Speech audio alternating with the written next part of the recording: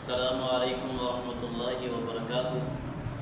پہلے یہ ویڈیو دیکھیں پھر بات کرتے ہیں۔ عزیزان گرامی، آپ نے دیکھا ہوگا کہ جس طرح عید میلاد النبی ایک بدعت ہے، اور اس بدعت کی کہتے ہیں کہ جو بدعت ہوتی ہے اس کی نسل چلتی رہتی ہے، اور آپ نے دیکھا کہ کس طرح کی خرافات، کس طرح کا کام کیا جا رہا ہے عید میلاد النبی کے نام پر، کہ بھنگڑے ڈالے جا رہے ہیں، ڈانس کیے جا رہے ہیں، اور پھر یہیں پہ بس نہیں ہے،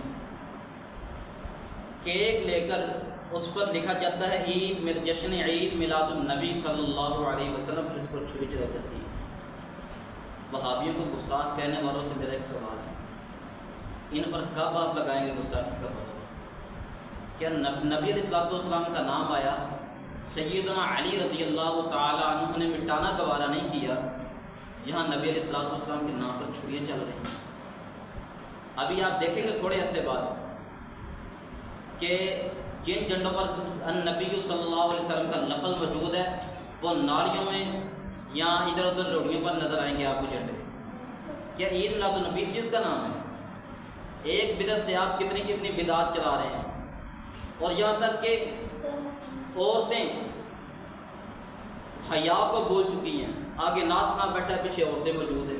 کیا اسلام اس چیز کی اجازت دیتا ہے؟ کیا اسلام اس بے پردگی کی اجازت دیتا ہے؟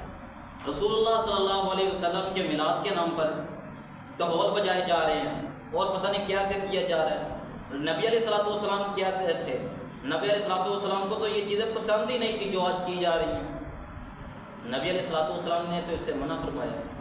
نبی علیہ السلام ایک راستے پر جا رہے تھے، ساتھ صحابہ کرام موجود ہیں، اچانک بانسری کی آواز آنی شروع ہوگی، نبی علیہ السلام نے اپنے کاموں کے اندر انگلیاں ڈال دی۔